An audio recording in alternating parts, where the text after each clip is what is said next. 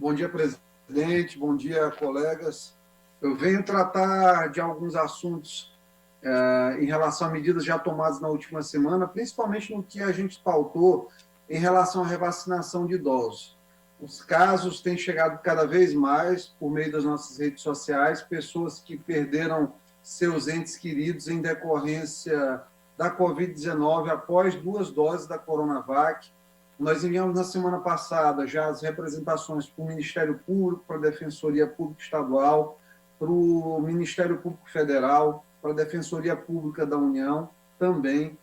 As providências da Defensoria Pública Estadual já iniciaram a ser tomadas, foram enviados ofícios com requisições de informações para a Secretaria Estadual e Municipal de Saúde de São Luís a respeito do que eles pensam da nossa fala.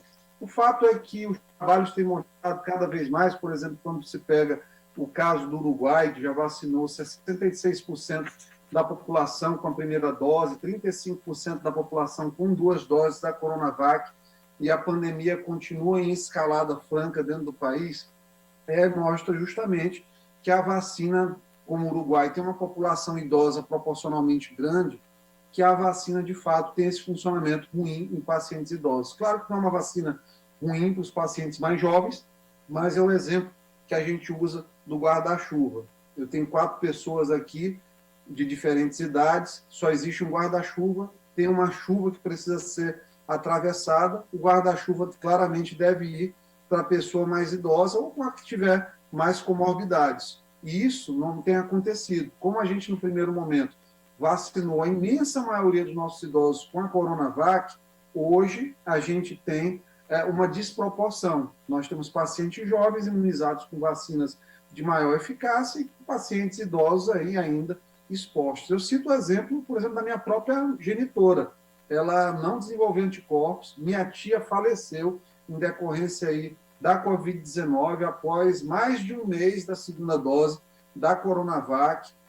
São situações que se repetem aí, não é uma questão familiar, são centenas de pessoas que têm percebido isso e que têm procurado fazer testes de anticorpos neutralizantes e têm verificado isso. Nós vamos tentar uma ação popular também na vara da saúde pública aqui de São Luís, da ilha de São Luís, na tentativa de fazer com que o entendimento do juiz seja levado a questão da moralidade administrativa, tendo em vista que, claro, a ação popular não é o instrumento mais adequado para isso, mas é o que nós temos em termos de legitimidade propositiva. A ação civil pública ela é muito mais apropriada nesse caso, mas já há algumas decisões em que mostram que é possível cogitar temas de saúde pública mediante a questão da ação popular. Então, a gente está pedindo a vacinação para idosos com mais de 70 anos, profissionais de saúde em linha de frente, de fato, não como foi no primeiro momento, que eles, com todo respeito,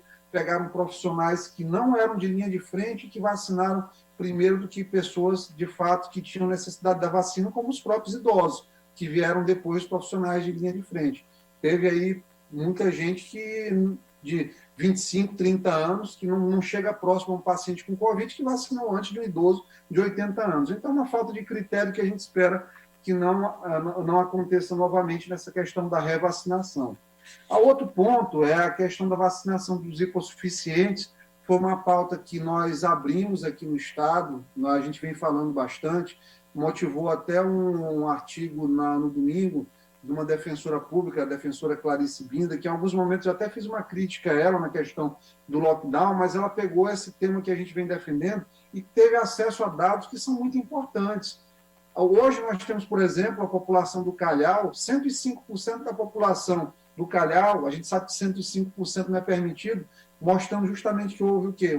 Pessoas que não moram lá, mas que vieram para se vacinar como se estivessem aqui no Maranhão, né? Provavelmente gente de fora se vacinou aqui. 105% da população do Calhau vacinado e 14% da população da Cidade Olímpica vacinada. Cidade Olímpica é um conjunto de bairros que tem ali mais de 100 mil habitantes, ou seja, nós tivemos uma baixíssima aderência ainda dessas pessoas. Hoje nós temos 9 pontos de vacinação na cidade, 4 por drive-thru, por meio da Prefeitura de São Luís, que tem feito uma propaganda grande em relação à vacinação e isso aí tem ganhado manchetes, e eu sempre me preocupo quando a gente começa a fazer as coisas para colocar em holofote. Por quê? Está acontecendo uma série de problemas em relação à vacinação que as pessoas não estão tratando. Quais são? Se eu perco a data da minha vacinação, se eu tenho 40 anos de idade, não consigo ir naquela data por algum motivo, por não ter sido informado, por não ter tido uma folga do trabalho, por ter tido um problema familiar, eu não sei a data que vai ser revacinado. Eu perco o meu direito, eu fico aí vários dias sem ter acesso à informação de quando eu vou ser vacinado. E aí acontecem, por vezes, aglomerações. Uma outra situação que eu pude ver, no sábado, pela manhã, estava indo para um plantão no interior do estado, oportunidade de ver as diferentes realidades de vacina. Aí o centro que eles colocaram ali na zona rural, colocando as pessoas ao longo da BR em pé, desde cedo, né? Uma situação de claro desconforto, muito diferente de você que tem acesso a ter um carro, uma gasolina hoje a 5,50, óleo diesel a 4,37, 4,39, 4,47, que pode, no conforto do seu automóvel, ficar no drive-thru esperando a vacinação. E o que a gente fez diante disso? A gente tem falado sobre a necessidade de vacinação da maioria da população do Maranhão, dos ludovicenses, das pessoas que moram na ilha de São Luís também, dos diferentes municípios. Esse esquema de drive-thru é importante, claro que é, mas a gente precisa ir atrás das pessoas nos grotões. Já que a gente tem uma dificuldade de fazer as estruturas dos postos de saúde funcionarem, que a gente utilize o vacina móvel, que foi uma indicação nossa, indicação 1612/2021. Mandei isso para o Estado e mandei isso para o município, para a gente chegar mais próximo das pessoas. A grande verdade é que nós vamos chegar daqui a um mês, nós estamos nessa corrida, todo dia vacina de unidade, já está abrindo para 18, já abriu, daqui a pouco está abrindo para adolescente a vacina, porque já tem aprovação da vacina da Pfizer para pessoas com 12 anos. Então, o que está acontecendo? Nós estamos vacinando e deixando um monte de retardatários. Nós estamos tendo preocupação em dizer que a gente está vacinando com a menor idade. Quando a gente tem que ter preocupação é em vacinar as pessoas de maior idade e com comorbidade, informando. Sabe por quê? Porque tem um dado científico muito claro. Abaixo de 30 anos, eu tenho 1,6% de óbito por Covid. Essa vacinação abaixo de 30, ela é importante? Ela é importante, claro, mas não se compara a ter pessoas com comorbidades devidamente vacinadas, todas as pessoas, a ter os profissionais de saúde vacinados com vacina de qualidade, não se compara aos idosos e aos grandes idosos também serem adequadamente vacinados. E essa coisa tem que ficar um pouco mais organizada.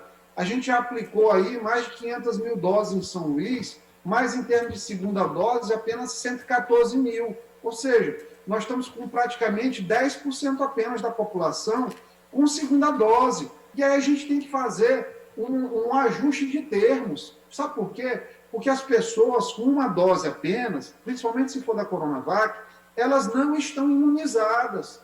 Vacinação conclui-se quando tem 2 doses e você desenvolve anticorpos. Não adianta nada. Lá em casa, minha mãe tomou 2 de Coronavac, está na estatística aí linda e maravilhosa como vacinada, mas não está imunizada. Está submetida ao risco da doença, e da doença de forma grave, como vários, centenas de pessoas, centenas de idosos, centenas de pessoas com comorbidades. Então, tem que ter mais informação e menos propaganda. A gente deseja sucesso a toda a administração que entra. Por exemplo, a administração do Braille, eu votei, eu fiz campanha. Por quê? Porque eu acreditava que, dentre as opções, era menos ruim para aquele momento. Direito meu, democrático. Mas eu sou deputado estadual e vou, claro, que fazer as pontuações que julgar necessário, enquanto houver a necessidade de fazê-las durante o exercício do meu mandato. Então, ontem houve uma situação super constrangedora, já mudando um pouco de pauta, porque já expliquei mais ou menos esse ponto da vacina, para finalizar aqui a nossa fala, de falta de medicamentos e de pagamento de médicos nefrologistas no hospital, falta de insumos para hemodiálise. O colega médico me liga pela manhã: Iglesio, estou preocupadíssimo aqui, 3 meses nós não recebemos o nosso repasse e, além de tudo, não temos material, faltou agora solução dialítica. Antes, tinha ainda a solução dialítica, eles estavam utilizando o catéter um pouco mais e estava dando para levar. Quando falta solução de diálise, não dá para fazer diálise. E aí a gente tem uma UTI, a UTI que a gente deixou, o projeto na nossa gestão do Socorrão, com 10 leitos, e a UTI de cima, que também tem aproximadamente 10 leitos, o que acontece? Tem pacientes com uremia, tem pacientes com edema agudo de pulmão, que precisam fazer hemodiálise. Aí, claro, eu chamei a atenção disso nas redes sociais. No final da manhã, eles depositaram um mês de pagamento. Aí, depois, chamaram os colegas para fazer uma reunião para planejamento do pagamento dos meses sequentes. Foram atrás dos insumos. Fui surpreendido no final da tarde por uma nota da direção do hospital, chancelada lá com o brasão da CEMUS, tinha até o brasão da prefeitura, mas a gente teve acesso ao Igor, ele me garantiu que isso não veio da prefeitura, não veio da Ascom. O fato é que eu estou me direcionando aqui, tanto ao Braz, que a gente tem um bom diálogo, apesar de eu ter uma visão administrativa diferente dele, mas ele atualmente é o prefeito, e a gente tem que colocar a nossa forma de ver. Mas a gente está falando aqui do absurdo da direção. Vi fazer nota de repúdio a um deputado que já foi diretor da unidade, né, com um trabalho reconhecido, mais de 130 ações, que estão disponíveis, inclusive, no meu Instagram. Se você for lá no destaques, no Instagram tem lá as ações da gente, mais de 130 ações em 7 meses e 7 dias de gestão. Não tenho dúvida de dizer que fui o diretor que mais trabalhou lá nesse período. O deputado Duarte trabalhou até conosco naquele período lá, sabe do que eu estou falando. E aí o que acontece? Nós recebemos nota de repúdio. Por falar a realidade que ontem lá tinham apenas 3 tipos de antimicrobianos bacterianos, de antibióticos. Não dá para trabalhar no hospital só com cefazolina, azitromicina, suspensão. Não dá para cuidar da saúde de pessoas que estão com infecção, que têm gangrenas, que têm problemas graves pulmonares, só com esses antibióticos. Não dá para faltar soro, não dá para faltar corticoide no hospital como Socorrão. E há um claro desabastecimento. E aí o que eles começaram? Retalhar, tirar pessoas dos grupos de WhatsApp, pessoas que eles sabem que têm relação com a gente, que não foram essas pessoas que enviaram as coisas, as denúncias, outras pessoas. Ou seja, que falta de profissionalismo está ocorrendo dentro do principal hospital da cidade. Socorrão 2 está lá com uma série de problemas, a diretora está se esforçando, uma pessoa competente está buscando resolver, mas está com problema de insumos. Os pacientes estão esperando um tempão para fazer cirurgias. E a gente está aqui, claramente, na intenção é de colaborar quando a gente coloca uma denúncia. Por quê? Porque chama atenção. Saúde é prioridade. Não adianta botar um peixão de gradeado lá na litorânea e está faltando dentro do hospital de pirona. Estão racionando de pirona no Socorrão. Pô, Braide, foi a tua principal plataforma de campanha, você falando de saúde, saúde, saúde o tempo todo. Foi ainda que eu cogitei o apoio principal em relação à plataforma, foi no segundo turno, foi a tua preocupação com a saúde. Aí agora fica nessa coisa de só vacina. Tá ótimo, está vacinando. Por gentileza, tá bonito, nós temos 5 oradores inscritos. Vamos orientar a população. Vamos vacinar pobre. Não adianta vacinar o Calhau todinho e deixar a cidade olímpica sem vacinação. Tem que levar a vacina lá. Quem está lá está sobrevivendo com menos de salário. Não tem carro para ir vacinar. Às vezes não tem a passagem de ônibus. A mãe não tem com quem deixar o filho. Ela não vai conseguir colocar no braço uma criança de 3, 4 anos de idade e ficar num sol quente numa fila esperando para entrar no multicenter. Tem que ter a população na ponta. Por gentileza, não adianta estar 5 oradores inscritos. Na televisão, se o Socorrão está faltando medicação, se pobre não está sendo vacinado, porque são essas pessoas aí que estão todo dia no transporte coletivo aglomerado, que moram aí 6 pessoas dentro de uma casa pequena. Essa tem que ser a preocupação.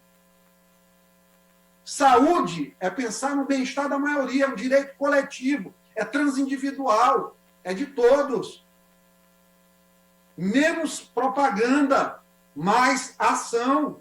Vamos colocar remédio no Socorrão, estou aqui à disposição.